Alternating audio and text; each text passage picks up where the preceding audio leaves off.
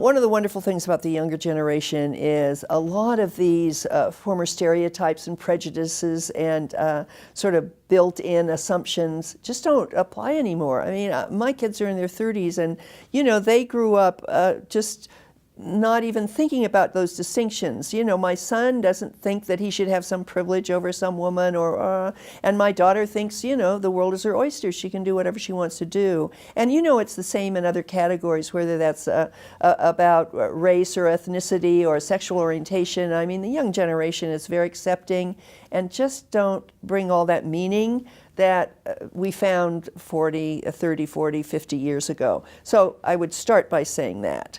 But I also often speak to Girls State, which is girls from around Nevada in high school who are pursuing leadership that get together once a year, camp up at Tahoe, and they often invite me to speak.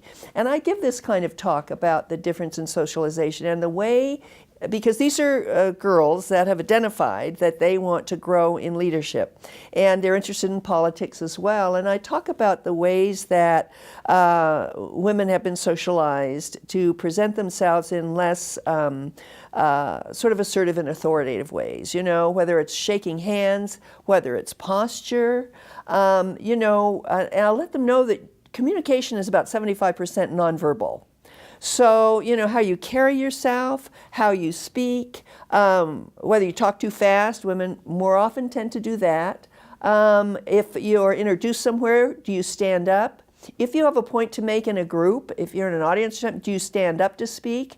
It conveys a whole different message if you try to be heard and you stay seated versus you stand up. I mean, you can just feel that. So I use a lot of these kinds of examples. And I talk about the importance of nonverbal communication and presence when you're aspiring to leadership.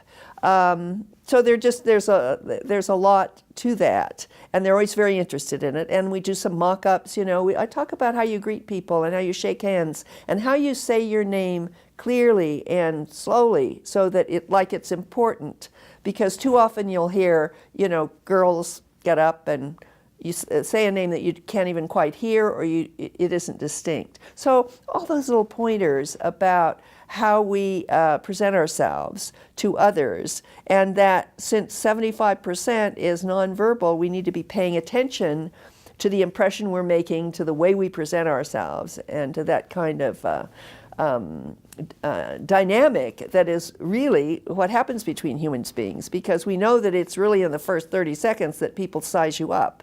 And it has a lot to do with how you carry yourself, and how you present yourself, and how you say your name, and how you shake hands, and, you know, all of that. It's interesting stuff, and they really like it. So I still think it's an important message. It can be important for boys as well as girls, as a matter of fact. But there is a more even playing field today, and we know that.